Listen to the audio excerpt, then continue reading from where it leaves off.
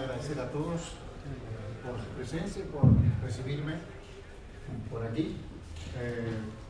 La idea siempre es compartir experiencias, no inventamos la pólvora, sino que inventamos cómo hacer gestión cultural. La idea también es propiciar un diálogo donde yo me he preguntado algunas cosas. Seguramente muchos que están acá ya trabajan en patrimonio o conocen algo del patrimonio funerario, pero ¿cuántos leyeron Harry Potter? No te lo van, no tengan miedo. ¿Saben que el cementerio de Greyfriars en Escocia no se puede ir de tanta gente que a ver las tumbas que inspiraron a J.K. Rowling? Porque están los nombres de los personajes allí. Y se ha producido un caos gigantesco de turismo que no se puede ir. O sea que si hay una motivación, la gente va. Se trata de eso en la gestión cultural. ¿Dónde estamos motivando y con quién estamos motivando? En este planteo que yo les voy a hacer va a haber dos partes. Una que es la parte 1, que les quiero contar una historia, que es la del propio cementerio, que si no conocen de lo que hablo, la gestión cultural no tiene sentido, porque tendríamos un vacío. Y esa parte va a tener 10 minutos nada más, que me corten, si me paso los 10 minutos, a los 10 minutos, cortar lo que esté hablando. Y seguimos con la parte segunda, que es la propia gestión cultural que nos ha llevado a lo que hoy es el reconocimiento del cementerio británico. Adelante. En realidad, como todo, comenzamos con una ciudad, Montevideo, colonial, 1724, somos más jóvenes que muchas ciudades de aquí de Chile, y que tenía lugares de entierro, muy tranquilamente vivía muy poca población aquí, una península apenas, con un cerro, y los lugares de enterramiento de la Ciudadela, que es el edificio militar donde estaban enterrados los militares, los gobernantes en el cuadrado que ven girado allí, que es la casa del gobierno. Los más pobres se enterraban en el hospital y Capilla de la Caridad, primer hospital de Montevideo de 1800. Al norte estaba la parte hacia el puerto donde estaba San Francisco y donde se enterraba el clero, que lo regular, y lo que era la iglesia matriz, el punto 2, era donde se enterraba la gente más rica, gobernantes y los sacerdotes de alto clero. El punto 4 es un cementerio que he investigado y sigo investigando, que es el de los jesuitas, que estaba pegado a la iglesia matriz, que no era catedral todavía, y ocurre lo siguiente, pasemos. En 1807 nos invaden los ejércitos británicos, se llaman invasiones inglesas en nuestra historia, y eso va a cambiar radicalmente todo lo que pasa en este Montevideo. La ciudad cae un 3 de febrero de 1807, miles de muertos del lado de los habitantes de la ciudad, se habla de 1400, 1600 muertos, pero hay dos consecuencias. Sigamos. ¿Qué hacer con los muertos? Todos los lugares que yo les mostré, ahora los llené de puntos rojos, porque no había donde enterrar esos muertos.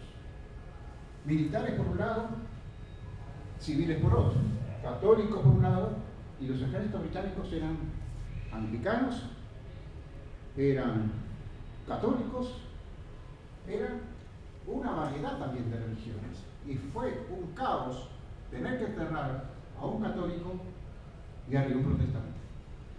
Un caos social, porque eso hizo quebrar esa unidad que había social y religiosa con una religión de extranjeros, invasores y conquistadores. Pero traían dos cosas más, una imprenta y el libre comercio. 100 barcos de comerciantes llegaban con unas 5.400 tropas.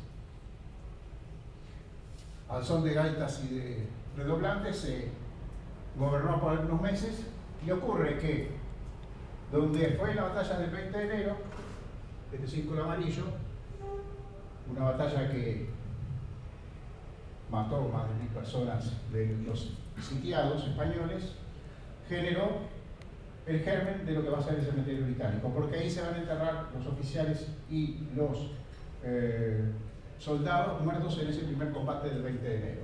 Piden y entierran allí porque obviamente estamos en febrero, muchísimo calor y los cuerpos se pudren. Por lo tanto, los miedos a contaminaciones eran enormes. Sigamos. Claro, consecuencia de que se van los ingleses, llega donde ponemos el resto de los cuerpos, que mueren. Y se crea, no por la orden de Carlos III, sino por una necesidad urbana, el primer cementerio de extramuros, que era un camposanto, o sea, consagrado. Pequeñito, muy mal ubicado, porque geográficamente lo que vemos acá es el sur, y acá es donde azotan los vientos y las marejadas más grandes. De hecho, los ataúdes terminaban en el Río de la Plata. Hay crónicas bastante macabras de cómo venía la sudestada, como nosotros, nuestros mejores y más fabulosos vientos en contra de la ciudad, y esos temporales llegaban hasta el propio cementerio y lo limpiaban 2 por 3. Sigamos. Claro, todo proceso histórico empieza también con la guerra de independencia. Voy rápido, como dije, 10 minutos. Y acá tenemos varios personajes que nos interesan. Por eso puse crónica, trama, personajes. Por un lado, nosotros tenemos todo el proceso de Artigas y de independencia de la primera época, que es entre 1811 y 1820, que es cuando derrotan totalmente sus huestes. Pero en ese momento nos invaden, con acuerdo con Buenos Aires, los portugueses desde el Brasil. Todavía no era el imperio del Brasil, era Portugal, Brasil y Algarve. ¿Qué ocurre? Inglaterra estaba preocupada porque los ríos Paraná y Uruguay, grandes vías comerciales del momento, estaban taponeadas por intereses de 2 grandes potencias como era Portugal y la Argentina liberada, digamos así, pero imperialista y a su vez monárquica. Querían tener el Paraguay para ingresar hasta mitad de América, si ven un río como se penetra en el continente, y el río Uruguay que entraba por las zonas hacia el centro de Brasil. Entonces mandan a un señor que se llama Lord John Ponsonby, que se ha hecho una película últimamente muy interesante, que también genera a Bélgica, para que este estado, que vamos a llamarlo Uruguay, se gestara como una cuña entre todos los imperios. Y a su vez llega también, poco antes, Samuel Zamenhof, y tenemos que hay en Montevideo un saladerista y comerciante muy importante, John Hall, que es parte de esta trama junto al señor padre Manuel Salinas. Manuel Salinas recibe de los gobiernos de Portugal un terreno en las afueras del Ejido, justamente aquel con el punto amarillo, para una chacra. Pero él lo vende en el año 25, justo ahora estamos conmemorando los 200 años de la gesta de independencia, se lo vende por 400 pesos a John Hall. Primer indicio de que buscaban ese terreno los ingleses. Llamo ingleses porque voy a aclarar, británicos. Pero ese señor, poco tiempo después, el 14 de abril de 1828, se lo vende al cónsul Thomas Zamenhof, o sea, los mismos 400 pesos. En ese momento intermedio es que Ponsonby, 4 de octubre de 1828, logra hacer la convención preliminar de paz y hace nacer el Uruguay. No lo festejamos por un tema político, acaba de pasar y no lo festejamos. Logra hacer nacer el país y, sin embargo, ese terreno pertenecía a la familia Bermúdez, que por un siglo va a estar litigando para que devuelvan el terreno y nunca lo va a lograr. Pero lo interesante es que ese cementerio va a ser territorio de Inglaterra. Era como una isla diplomática dentro de la ciudad, hasta un refugio, si vamos al caso. Y pertenecía, por supuesto, a los reyes de Inglaterra. Ocurre que en el año 35, cuando ya estamos con el segundo gobierno, que es el general Anel Oribe, la comunidad que organiza el cementerio británico pide hacer una capilla.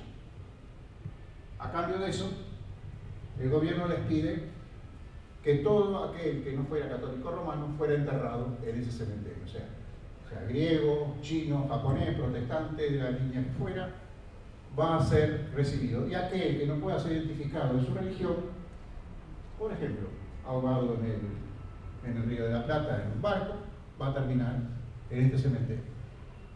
Por eso tenemos más de 50 nacionalidades y más de 30 credos diferentes. Bueno, se inaugura en ese mismo año el cementerio nuevo, católico, digamos, y nos vamos al urbano. ¿Qué es lo que han conseguido? Esto que ven como una mancha es realmente la primera génesis del cementerio que se ve más. En los planos se va a llamar ingleses en general, o de herejes o de protestantes. En el cementerio nuevo, van a ver que va cambiando de forma, está acá, y aquel cementerio que fue generado muy pequeño en 1808 estaba por aquí. Todo muy pequeño, pero la ciudad había planificado un crecimiento que justo llegaba hasta ese ejido y dejaba fuera el lugar del cementerio británico, una amiba, digamos. Pero nos encontramos nuevamente con una época beligerante en Uruguay que se llama la Guerra Grande, es un enfrentamiento donde participa ya Brasil defendiendo Inglaterra y Francia a una ciudad montevideana totalmente sitiada por un periodo bastante largo, como ven, y que, por otro lado, el gobierno del Partido Nacional, los blancos, gobiernan todo el resto del país con el gobierno de Cerrito. Y las crónicas nos dicen que las trincheras de la defensa de la ciudad, todo esto no era realmente construido, pasan por dentro de los cementerios. Lo atraviesan, hay otras imágenes que incluso la línea vuelve a cambiarse de las trincheras, y acá vemos en el cementerio nuevo, acá abajo, un fortín establecido en la esquina de ese cementerio. Claro, las crónicas son muy claras, ¿no? El testimonio de un visitante británico dice que me fui, el cementerio británico ha sido aniquilado, las paredes derrumbadas, en parte, trincheras en él y un lugar ocupado por tropas. Así la labor de años ha sido destruida. Y luego, más adelante, cuando ya estamos terminando la Guerra Grande, que termina en el 1851, otro británico dicen que el cementerio inglés era muy hermoso antes de la segunda. Ahora es un sitio triste, unos pocos monumentos en ruinas, cepas quebradas de los que habían sido magníficos árboles.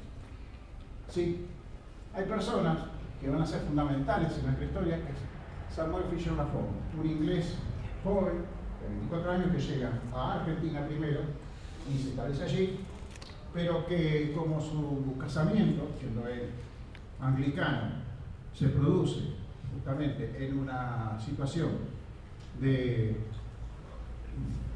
casarse por el Cerrito sin permiso del gobernador, Rosas, con Manuel de Rosas, hace que la esposa vaya presa un mes con la madre a un convento y después los obliga a casarse por rito católico y los expulsa y se vienen a Uruguay. Él va a ser fundamental en la defensa porque va a ser el dueño, por ser prestamista, de medio Montevideo.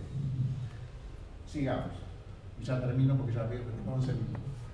Y aparece en este plano justamente algo que nos va a ser muy significativo. Esto es 1870, acá viene después la evolución de las epidemias.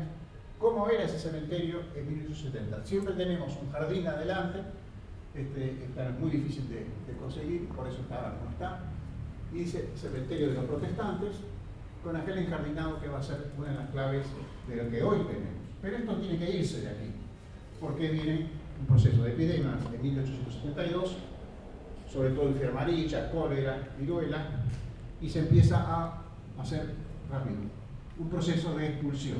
Esto es como era por dentro del cementerio, tenía esta entrada en principio, como decía, la fiebre amarilla es tremendamente asesina de miles de personas, no hay lugar donde enterrar, y se expulsa. Sí, déjamela. Este cementerio, esta foto es increíble porque nos permitió ver unos portales que tenía el cementerio que fue cambiado. Estos portales, acá lo vemos, son neogóticos, que son los que vamos a seguir nomás. Seguir, así puedo avanzar rápido.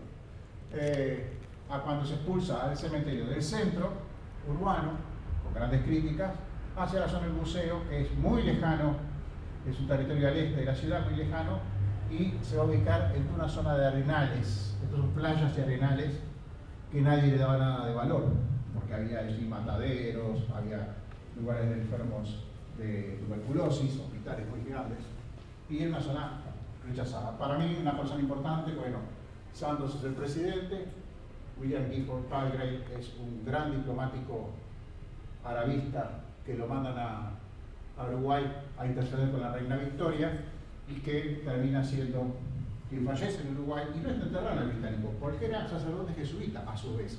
Termina enterrado en el cementerio. Bueno, un poquito más. Y así llegamos rápidamente a mostrarles cómo los británicos desarmaron aquel cementerio y montaron todo el cementerio nuevo que ahora tenemos en marcha. Todas las rejas, todas las puertas, todo fue recuperado e incluso las portadas de ingreso están hoy en día allí. Y los jardines vuelven a reproducir el concepto de que una vez que se ingresa a un cementerio protestante, cruzas el umbral de la puerta, ingresas al paraíso. Por eso no están las tumbas. Primero en espacio de reflexión, después van a estar las tumbas. Distinto a los cementerios católicos. Rápido.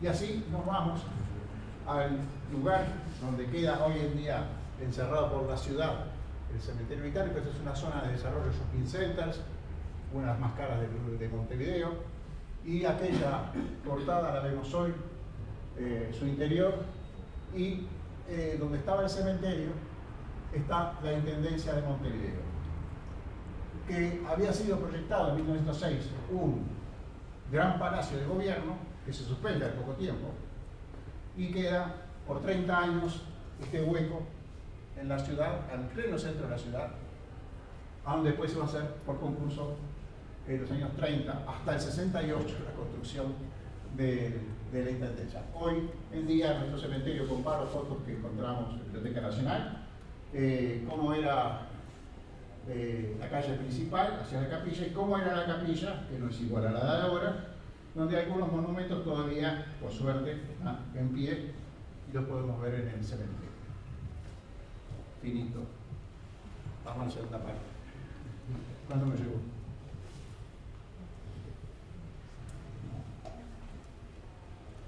Bueno, les conté la historia. ¿Está interesante? Por lo menos. Bueno, ahora sí entramos, de lleno. Para entrar en este tema hay que pensar con qué nos enfrentamos. Nos enfrentamos a un cementerio que no era conocido, que hay que hacer una gestión, sin duda, enfrentándose a ese concepto de disidentes, al concepto de qué historia tenemos, qué singularidades tenemos y cómo nos pueden llamar un cementerio algo no tradicional. En la cultura nos llaman como un espacio no tradicional. Yo creo que más ridículo que eso no hay. ¿Y cuál peleamos con eso? Seguimos. Claro, para esto hay 3 puntos de partida que yo quería plantearles. Mi experiencia previa en el cementerio británico. La mayoría de ustedes tienen este folleto en la mano. Este folleto que está en los asientos tiene un porqué. Es que yo venía trabajando sobre la batalla de Río de la Plata, donde se hunde el acorazado Trajipel, se inmola, vuela en pedazos frente a Montevideo el 18 de diciembre, pero el 13 de diciembre es el combate. Un combate que es el más importante, es el primero en la historia de la Segunda Guerra Mundial, pero además es el primero en uso de técnicas militares y el último en que no se usan aviones en combate, sino la pericia de los capitanes. Después de ahí sí van a aparecer los primeros aviones en combate, porque acá los aviones estaban rotos en los barcos ingleses, británicos y como las fuerzas aliadas, como en el propio Gran Chipre. Como dije, voy a hacer rápido. Acá me vinculo, el cementerio británico tenía un aspecto muy triste, como lo ven arriba. Teníamos el sector del Sailor Corner, que es donde están los sepulcros asociados a la batalla del Río de la Plata, del lado aliado. Nueva Zelanda, Inglaterra son los aliados, y ese es el sepulcro histórico, donde los 13 de diciembre se hace una ceremonia donde participan muchas embajadas, se hace un lugar de paz, con la embajada de Alemania, los representantes de Nueva Zelanda, los representantes de Francia, los representantes también de barcos que están, y vienen especialmente de Inglaterra o de Alemania, como van a ver en los procesos descendientes, bueno, como ya se habían muerto, no tenían 102 años, venían los propios marinos que participaron de la batalla. Este es uno de ellos, Hans Oiber, que era el que lanzaba los torpedos y lanzaba el avión de Kersberg. El segundo punto es vincularse a la red iberoamericana, o sea, había un momento, a mí me invitan al encuentro iberoamericano de Paysandú, por lo que había hecho, justamente, que es un proyecto, es asunto político, este es el proyecto de la Batalla de La Plata, es el más grande del Ministerio de Turismo y es asunto político. ¿Por qué? Porque acá intervienen tres ministerios: Cultura, Turismo y Relaciones Exteriores, porque es una política en Uruguay, haber sido neutral, y además porque la batalla de Coronel, acá en Chile, fue donde muere el noble, digamos, Von Spee, y que entonces, como iba a atacar a las Malvinas, que le matan a todos los hijos de él, vinculando otros barcos, el país Uruguay no puede llamar Falklands, sino llama Malvinas. Es asunto político decir eso en el proyecto. Y eso lo pasamos por un filtro del Ministerio de Relaciones Exteriores. Esto lleva meses de trabajo y reuniones. Pero este proyecto es el mayor impreso en la historia del Ministerio de Turismo. En tamaño y en requerimiento de seguirse publicándose, porque la demanda de los cruceristas, por ejemplo, es enorme, ese proyecto. Y lo último, que no hay que olvidarse, la formación que uno tiene como arquitecto, como gestor cultural. Yo fui muchos años columnista radial y he hecho muchas exposiciones desde el año 99 sobre la Bauhaus y 80 años de la Bauhaus, que fue la única que se hizo en América, autorizado por el Bauhaus Archiv de Berlín. Seguimos. Y otras exposiciones más del Uruguay. Había que empezar con el proyecto. El proyecto tenía que tener un nombre que fuera captor de interés de la gente. Después de mucho dar vueltas, entramos a buscarle y encontramos en la tragedia de Macbeth que había tres brujas en el acto primero, escena primera, que dicen: la primera bruja, ¿cuándo habremos de vernos con el trueno, otra vez con el rayo, con la lluvia, reunidas las tres? La segunda bruja dice: cuando el caos acabe, el fin de la batalla se pierda o se gane. Y la bruja tercera dice: nos encontraremos a la puesta del sol. Tomamos eso como eslogan y lo llevamos a ser identitario de la actividad primero que era en el cementerio.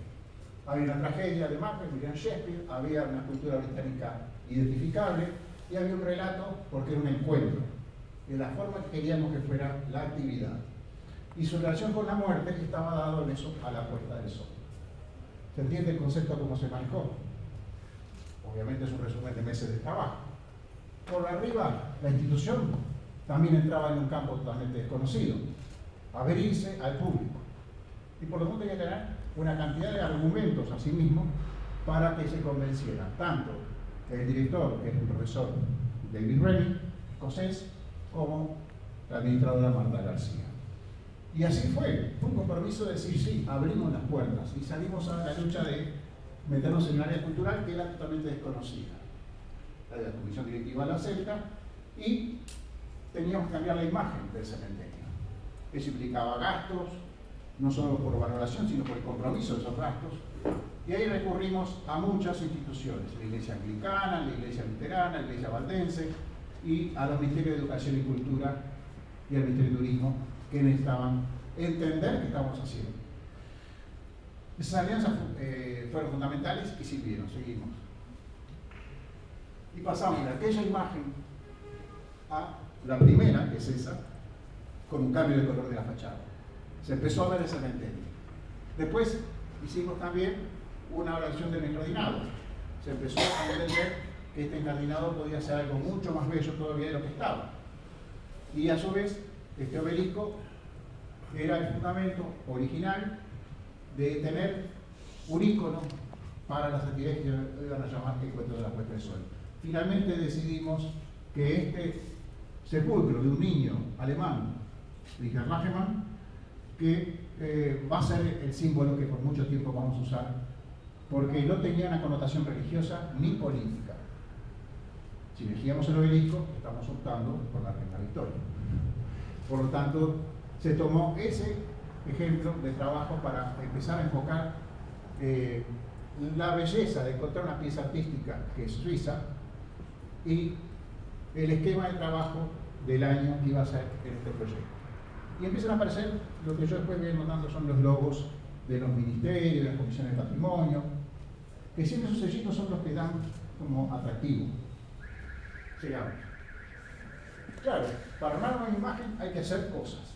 Hay que hacer, desde ponerle carteles al frente, porque no tenía un solo cartel que dijera que el cementerio británico estaba ahí, a poner folletería, hacer un banner a la entrada, o sea, todo el cambio de imagen fue fundamental. Incluso, si ahora ven ustedes en esta foto, se sacaron árboles que estaban en mal estado, se sacó una columna que había acá adelante que era horrible, que estaba por caer, y entonces todo esto se despejó y ahora se conoció para el cementerio.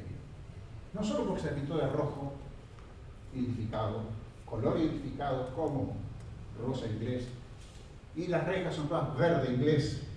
O sea, hicimos toda una connotación de colores enfocados en esa imagen. Los folletos que decían dónde estamos ubicados, sigamos.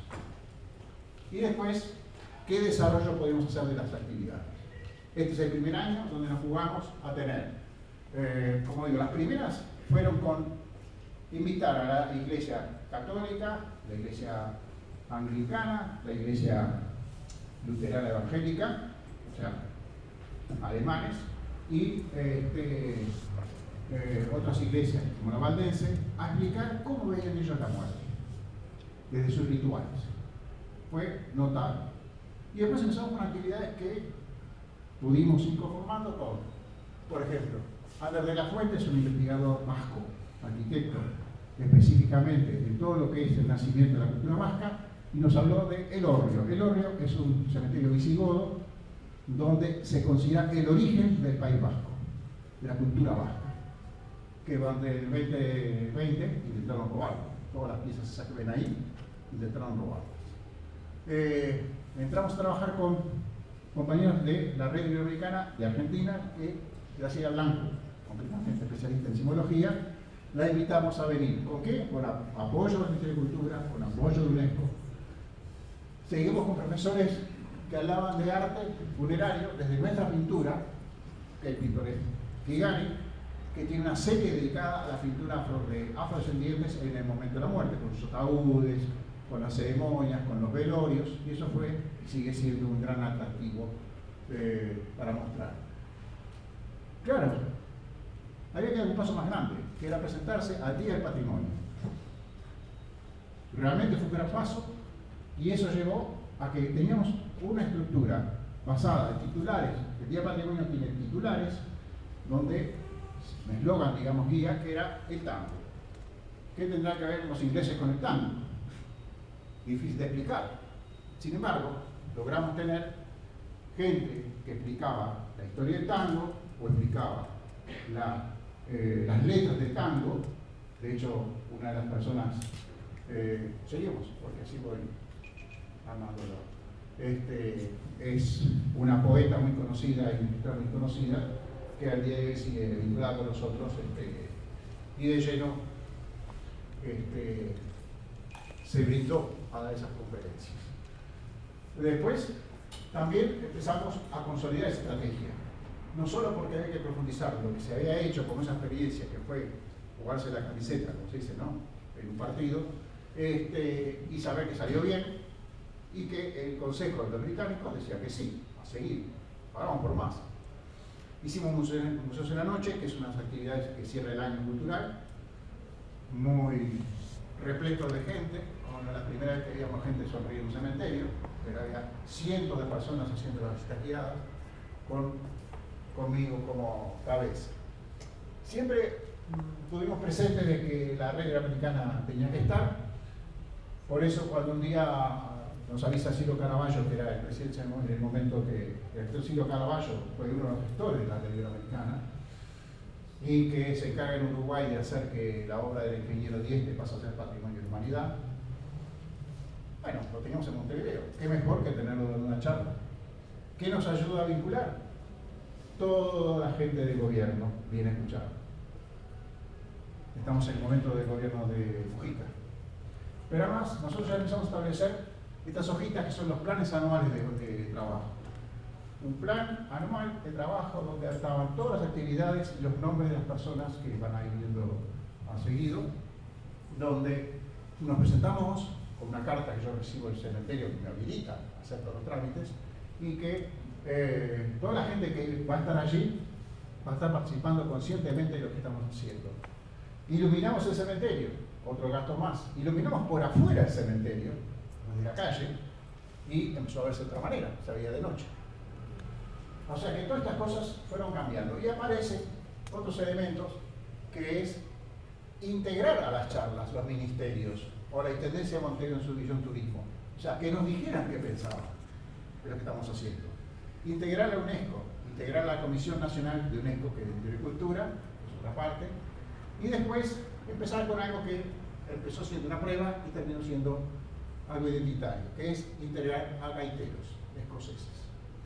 Claro, toda puesta en marcha es un riesgo, y por más que tengamos literatos, abogados, investigadores en historia, directores de ministerios, ministros dando charlas, grado 33 de la Masonería Inglesa y otros artistas, el público empieza a captar que esto tiene sentido y tiene un atractivo. Entonces, lo que hicimos es buscar implicar a estos ministros o propiamente a la intendente de Montevideo a que viniera a hacer un recorrido. De hecho, vinieron y se encontraron que cada vez que nosotros damos un paso, se encontraron el fundador de un partido político, el fundador de otro, o el fundador de su partido. Que están en el británico, porque se llaman Zoom, otros Stirling, y están acá. O sea, usamos los recursos que teníamos. Sigamos. Y el resultado es que la gente llegaba a cada actividad, como ven acá, a llenar nuestra capilla, que tiene 8x8 metros cuadrados, o sea, 8x8 es muy poco. Esa presencia, no se lleva en la foto esencialmente, pero implicó que el personal se integrara como guardia, el personal del cementerio, el personal se integrara en las oficinas como receptores, una mesita con los folletos que ustedes, algunos les puedo dar, y largas filas de gente escuchando nuestra historia del cementerio. Siempre pasa algún punto negro, que decía justamente, hago la parada antes de todo esto, no dejes de contar lo negativo. Claro, cuando uno empieza a mostrar las cosas, aparece que una familia nos vende una escultura de una virgen, de un gran autor nacional, y no podemos pararlo. Son dueños de lo que está sobre su sepulcro. Y perdimos esa escultura. Sigamos. La gente, como digo, sonríe, aplaude, escucha y llena una capilla porque es algo no llamativo, sino interesante. No estamos por la novedad, estamos porque esto resulta interesante.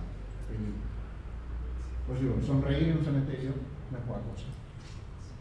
Y después entramos a hacer los propios folletos del circuito. O sea, había que crear un circuito y tener claramente los datos de quiénes son las figuras que están allí presentes.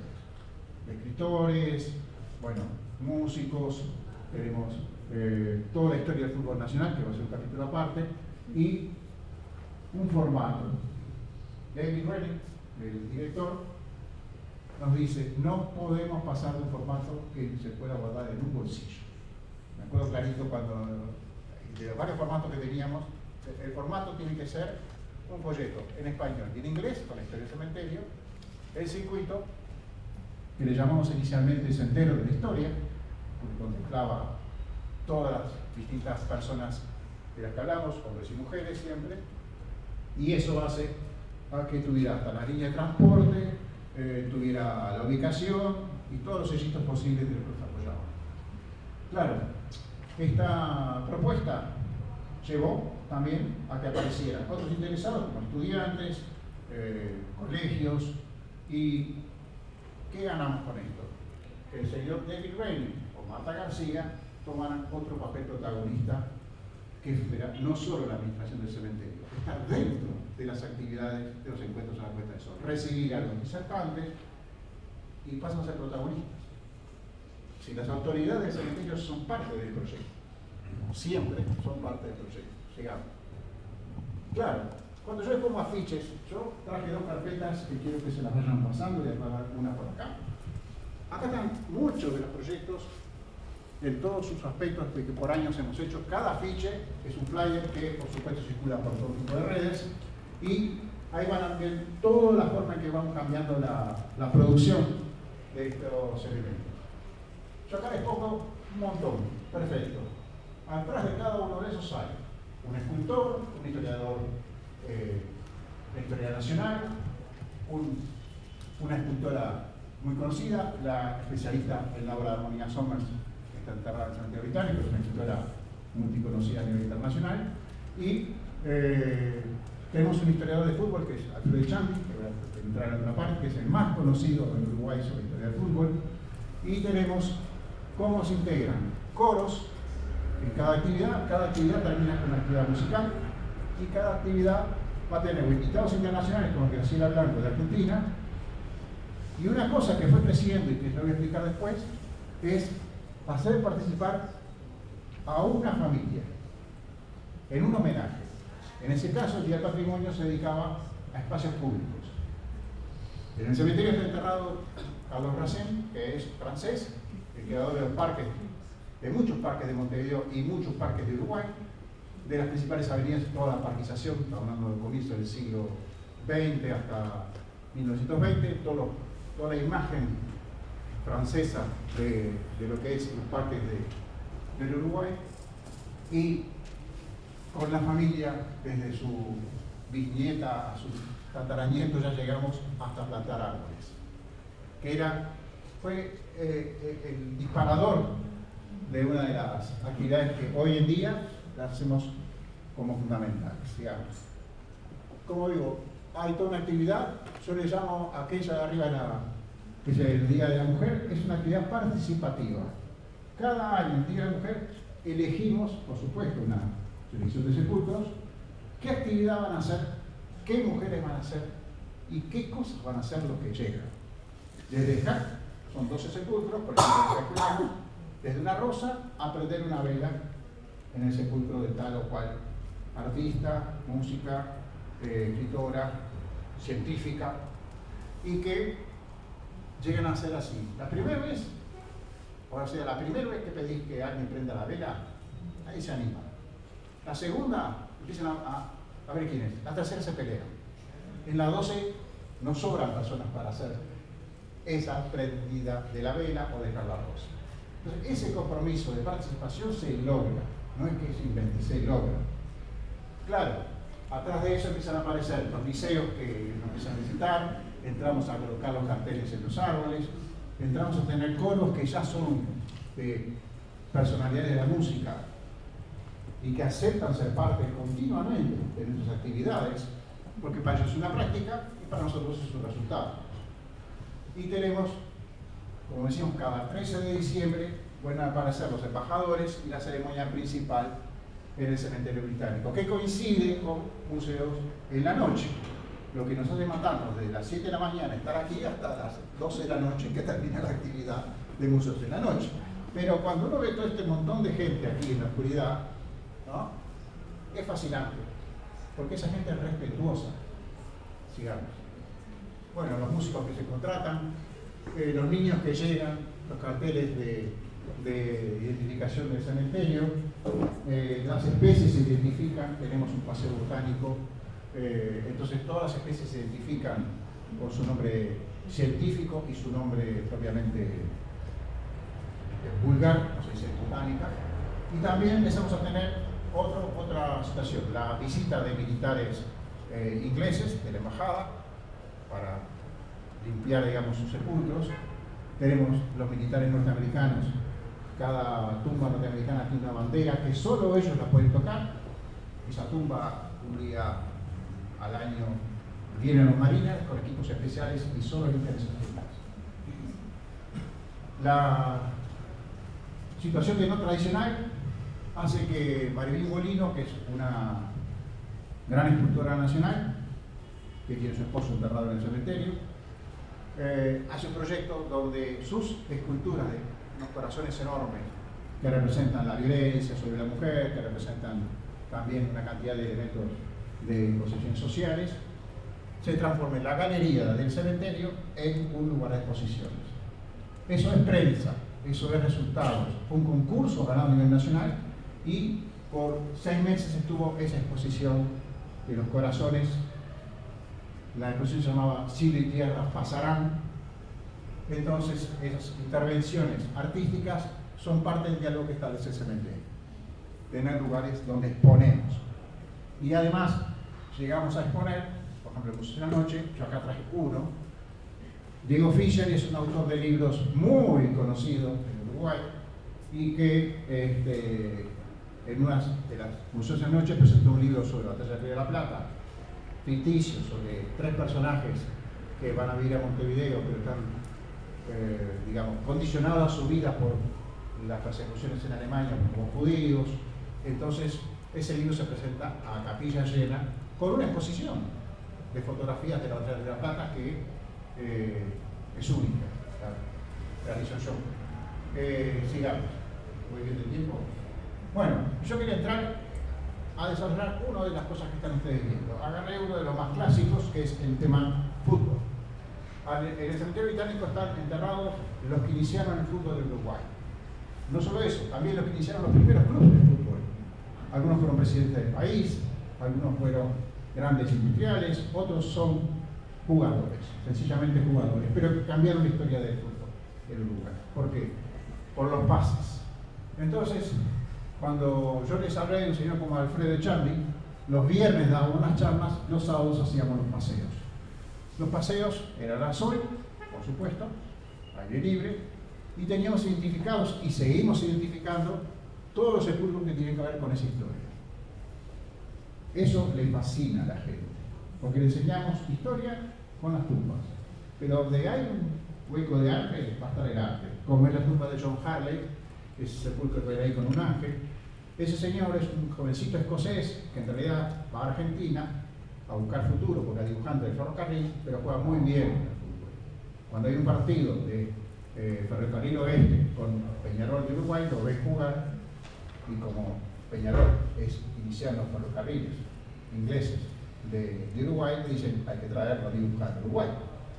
Ese señor no solo cambia el fútbol uruguayo porque es escocés, y el escocés juega con el pase cortito y al pie, que es como se llama esencialmente al fútbol uruguayo, mientras que el fútbol inglés es del pase largo. Entonces este señor nos cambió el fútbol y nos hizo ganar la Olimpiada de 24 en fútbol en Colombes, en el 28 en Ámsterdam y en el 30 el primer campeonato del mundo que se hace en el centenario en Uruguay.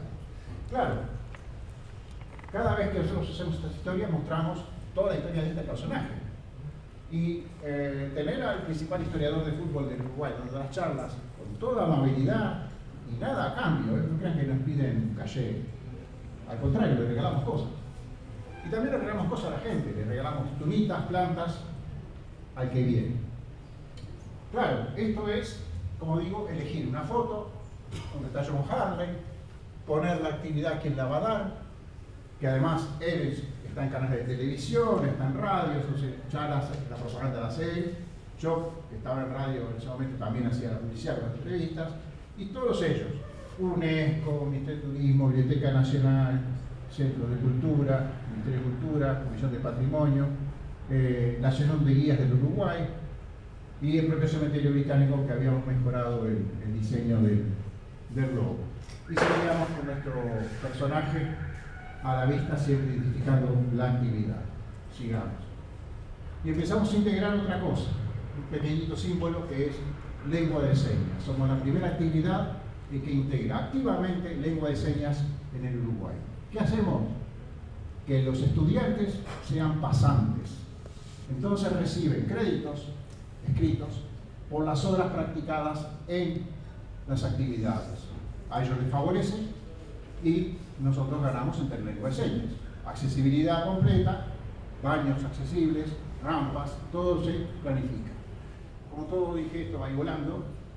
Tomamos elementos fundamentales, por ejemplo, cuando hablamos de La Plata, sabemos que en cada ceremonia vienen las agencias de Alemania, la AFP, vienen de Gran Bretaña a firmar las ceremonias que hacemos en la mañana, o sea, es mundial la publicidad, y a su vez tenemos distintos momentos, cuando yo elegí acá Perpetuidad, que es una compañera de la red uruguaya, William Ramírez, fotógrafo, artista plástico.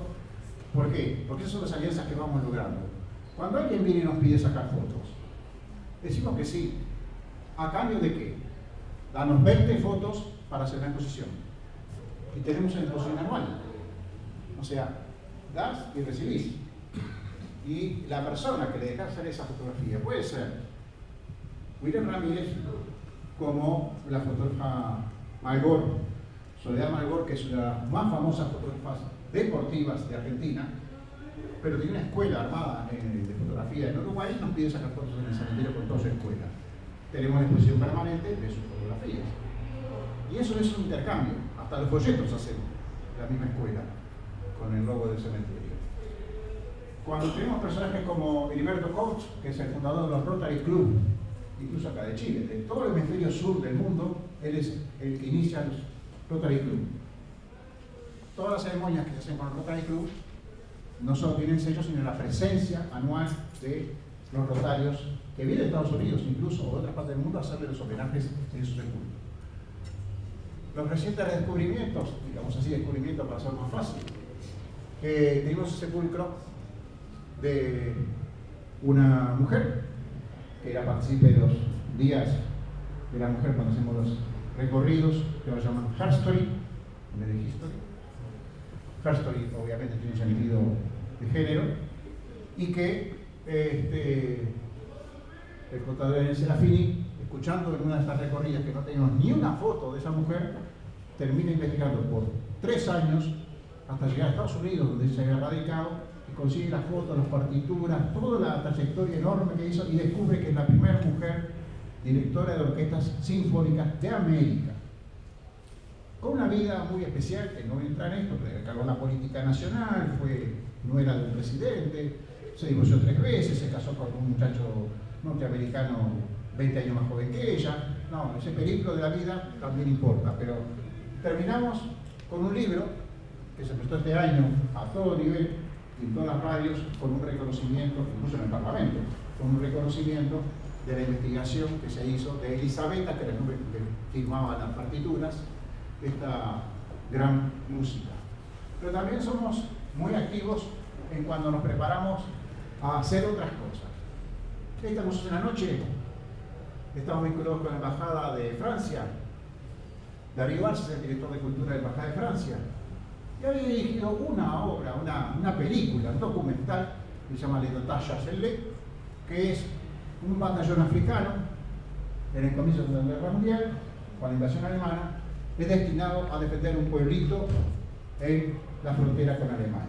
Son todos africanos, todos negros, todos africanos descendientes, puros, digamos. Son aniquilados por el ejército alemán. Aniquilados, pero se salva el pueblo. Entonces el pueblo hace un cementerio como el de África, al cual hacen tremendas reverencias. Y la película cuenta toda la historia. Esa película nunca se había pasado en América. Y Darío Arce con los autores. Le dijimos, bueno, hacemos la película. Y así fue que el Tata Jocelyn se pasó en el cementerio británico abriendo uno de los museos en la noche. Mucho éxito, y seguimos siempre preparando y presentando documentales. Cuando en los 400 años de Shakespeare, lo que hicimos fue trabajar con el British Council, que pagó a un grupo de 8 actores y actrices con 3.000 personas de visitas. Ellos iban recorriendo vestidos de la época victoriana, con realmente ropa de teatro, el cementerio, explicando y hablando en inglés original de las obras de Shakespeare, sonecos, y recorriendo el cementerio por luces. 3.000 personas llegaron al cementerio. Nunca tuvimos un problema de participación, de roturas, de nada, nunca. Y ese día, que fue desbordante realmente, fue fascinante ver cómo la gente seguía a cada uno de esos personajes por el cementerio. Claro, eso no se acaba en una sola cosa. Cuando nosotros estamos cumpliendo, esto fue más reciente, en el 23 cumplimos los 160 años de la llegada de Darwin a Uruguay, organizamos un ciclo científico de explicar cuál fue el legado de Darwin en Uruguay. Desde la antropología, con Karina Arquini, que es una de las primeras investigadoras en patrimonio funerario.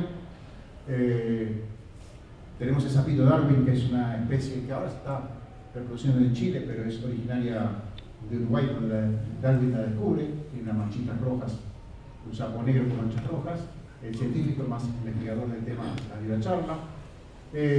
Nos juntamos el Día del Patrimonio e invitamos a un instituto que es extremadamente estable de investigaciones biológicas a dar una charla sobre Darwin, repleto de gente, y a su vez terminamos en una noche pasando una película que se había hecho justamente sobre Darwin en Uruguay, un documental que lo pueden encontrar en YouTube, a sala repleta, y dándole oportunidad a unas chicas que habían estado participando en la expedición Darwin 200, que creo que pasó por aquí, que hacía el mismo viaje de Darwin con científicos que van recogiendo país por país. Bueno, esa chica contó toda la experiencia y todavía la gente nos preguntaba, bueno, Darwin tiene algo que ver con el cementerio. No, es cómo exponemos la cultura británica, cómo exponemos lo que es parte de la historia nacional. Porque Darwin descubrió muchas cosas en sus idas y venidas por el territorio nacional. Sigamos. Y después, lo que no es nada menor, es la prensa. Cómo la prensa se hace eco de lo que hacemos. Estos son años. Yo seleccioné uno que fue una gran sorpresa. Hicimos una de esas recorridas futbolísticas y nos encontramos al día siguiente que el reportero que había ido nos publica todo lo que hicimos, más el circuito, en el mejor diario, como si fuera el Mercurio de aquí, les publicara a nivel nacional el circuito que ustedes hacen sobre un personaje o sobre un tema. Eso fue impresionante, porque el resultado fue la llegada de más gente. De todos lados de Uruguay se enteraron que estaba este circuito, que estaban las tumbas de tal y cual, y con ese título, las verdaderas tumbas de la gloria, nos habla claro. Empezaron a llegar, bueno, las bellezas que nos da legado el ritual de la muerte. Hay una serie de reportajes sobre lo que hacemos, o hasta sobre mi persona, a veces pasa eso, o de los resultados en esta prensa del interior del país, también del interior del país, de cómo se va proyectando el tema, porque eso nos interesa para los compañeros de la red uruguaya. Como todo macrocefalismo, lo que se hace en Montevideo está bien y va a repercutir en lo que hacen los compañeros que trabajan en los departamentos y las ciudades. Pero volvemos a los puntos negros. A pesar de nosotros tener la tumba de Armonía Sobras, de ser publicadas sus obras a nivel mundial y tener ciclos enteros sobre su obra, nadie paga sobre su tumba. Estamos en una lucha, abrazo partido, incluso por publicaciones en prensa, de que se siguen cobrando derechos de autor a nivel mundial, incluso una empresa editorial mexicana española publicó y gana millones de euros con el libro de los cuentos completos de Armonía Somers hace 2 años y no es capaz de dar un peso para la tumba. Ya, sigamos. Bueno, como digo, hay que crear identidad y una de las mayores identidades que tenemos es tener los gaiteros escoceses desfilando por el cementerio cada vez que hacemos una actividad, sobre todo en el Día del Patrimonio. Pero cuando hay Día de la Mujer u otros eventos, siempre integramos la música como parte del circuito. Antes la hacíamos al final, incluso. Al final, la gaitera, en este caso Patricia y su Bequeres, que está ahora con nosotros, un equipo de trabajo,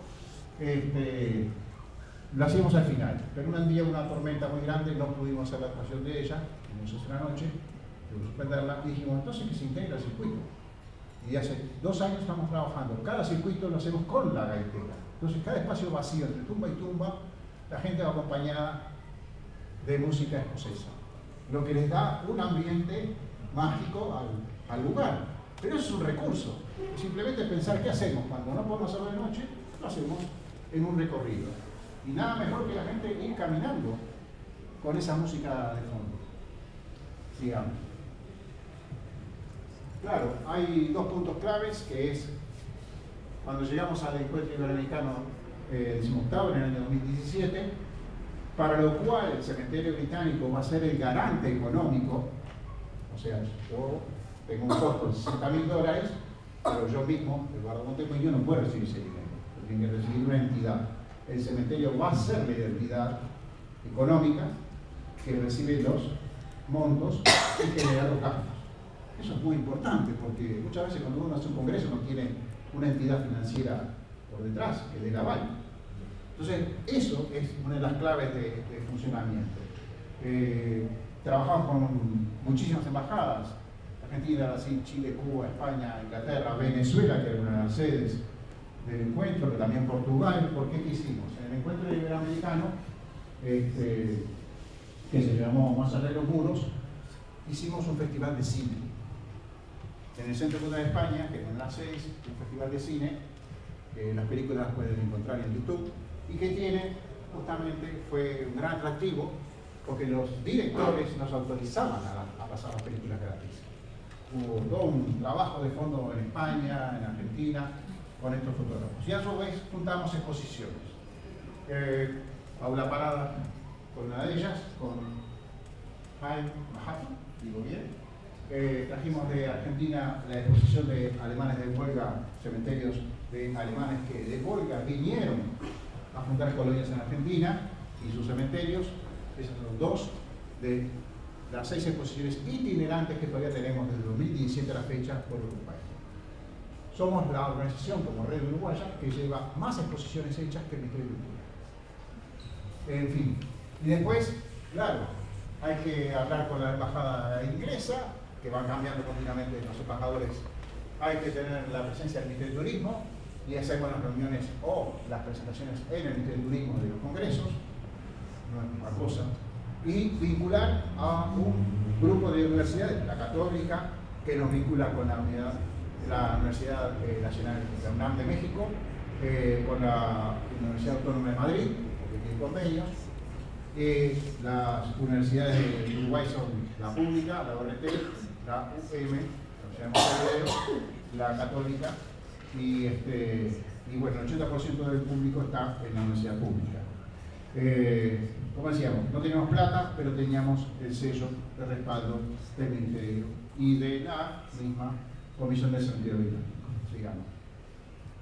Este popurrí es para demostrarles que año a año como fuimos realmente continuando con la propuesta, ¿no? O sea, siempre terminando a fin de año con la batalla por la plata. Siempre terminamos con un hecho que es ultra conocido en el mundo. El mundo, Uruguay se conoce por la caída del avión acá en los Andes, en 1972, y el otro punto es la batalla por la plata y el hundimiento del Flashback. Entonces, es como el sello final del año cultural. Como decía, cada vez que aparece alguien nos presenta algo, va a haber una exposición, una presentación. Cada vez que nos pueda surgir una oportunidad de presentar un documental, va a estar. O incluso una charla magistral, ahí va a estar, porque entienden que esto vale la pena. Sigamos. Rápidamente entramos después del 2020, porque si no, esto me interesa mucho. Las familias y los eventos familiares. Lo que comprendimos que cada vez que hacíamos un evento donde participaba una familia, se generaba otro efecto, que era cómo esa familia participaba. ¿Qué significa eso? Significa que ahí, por ejemplo, teníamos el inglés que va a instalar las máquinas nuevas en 1900 de la purificación de agua en Uruguay, purificación de máquinas de lujo para el momento que llegaron a Uruguay.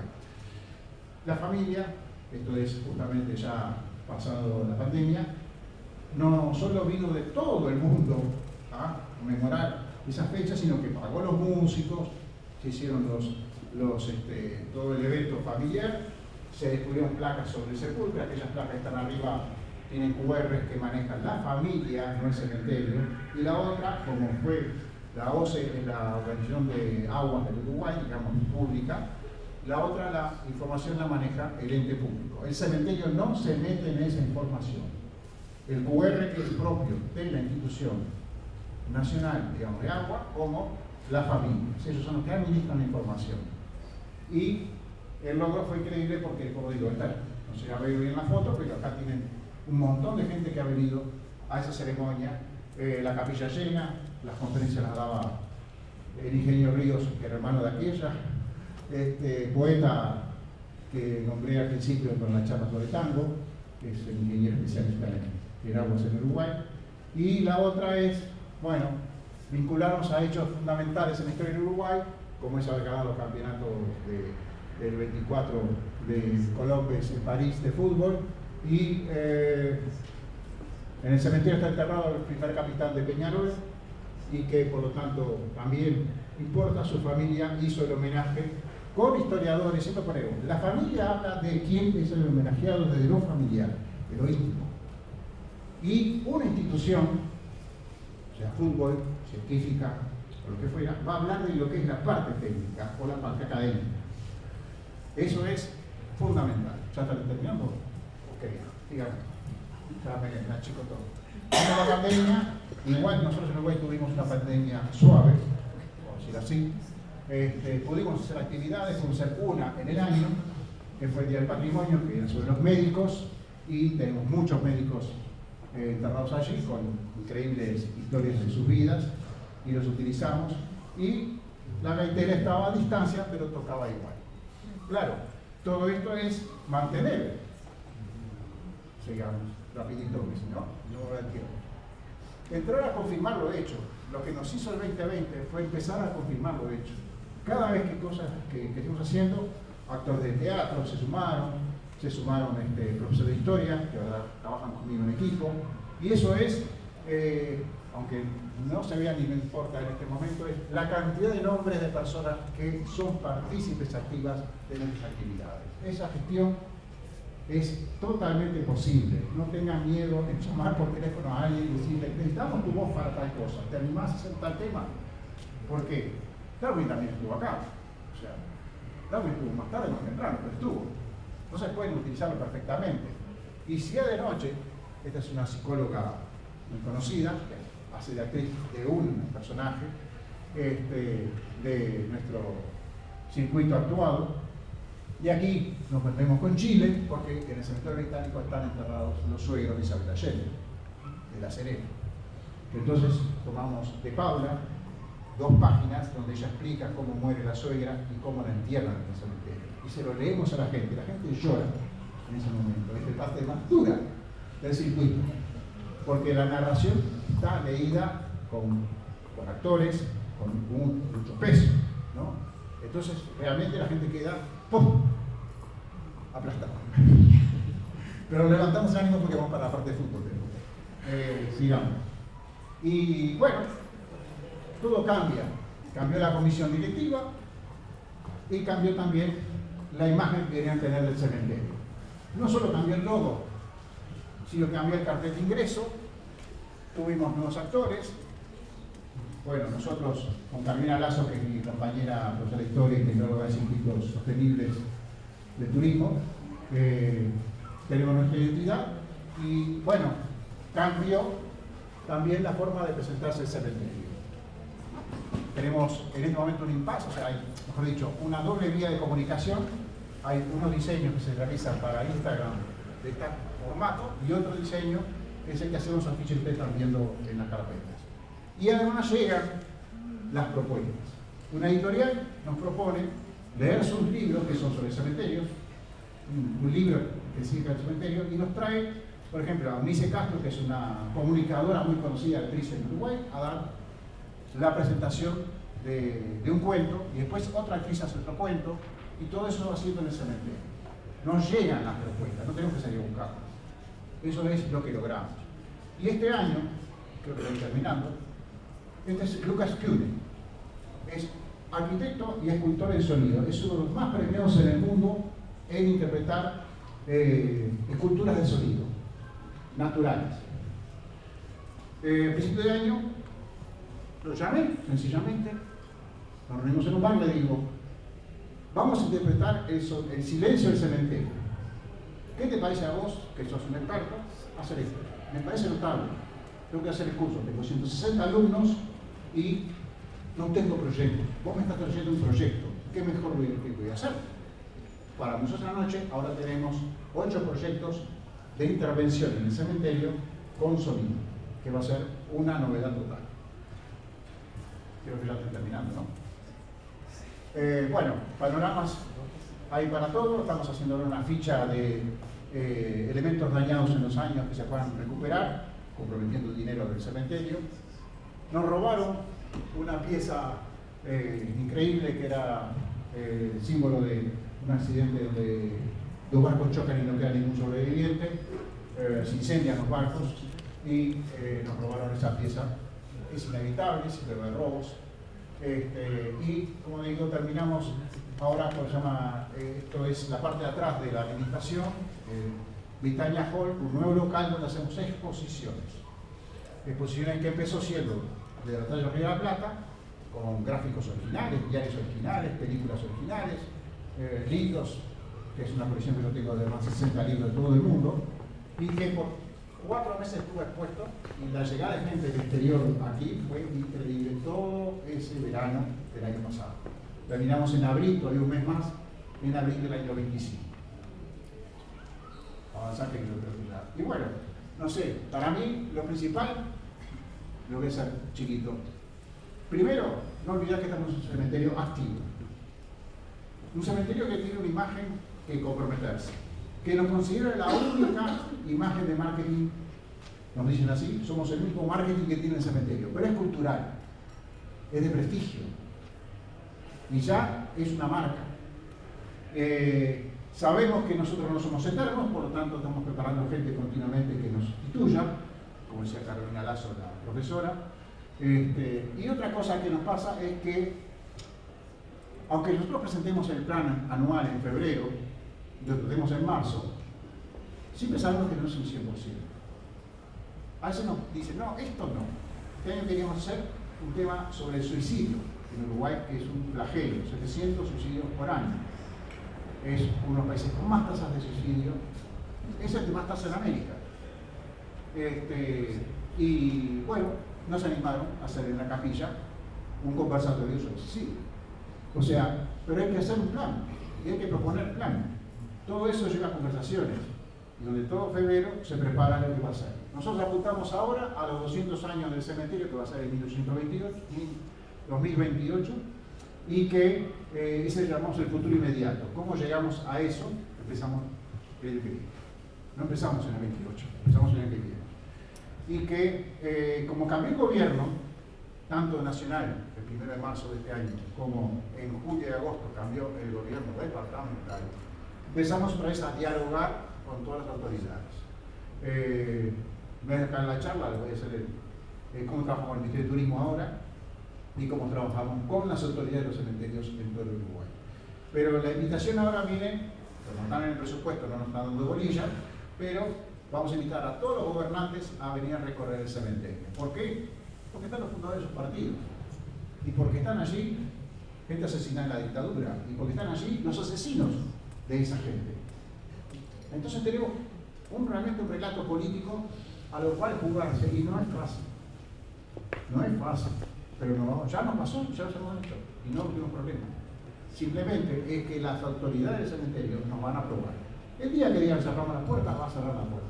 Pero el camino hecho, para mí, no sé si terminé ya, ha sido gigante. Esto es simplemente lo que decía, a la escala de lo posible, es un cementerio chico, 5 hectáreas, y que lo fundamental de todo esto, no quiero leer todo eso que es gestión cultural, es, la última, es que nos divertimos haciendo esto. Yo soy un personaje, ven ahí, mi compañera es un personaje, somos personajes de la historia. Nosotros contamos historia, no contamos sufrimientos, ni fantasmas, ni morbos, contamos historia. ¿Una historia complicada? Sí, porque es un país. Y la gente que estuvo ahí fue la que hizo su historia. Eso hicimos ahora el sábado pasado, justamente que son bicentenario en todos los pagos, se llamaba la actividad de patrimonio, y lo que hicimos fue fundamentalmente explicar por qué los ingleses fundaron Uruguay. Gracias.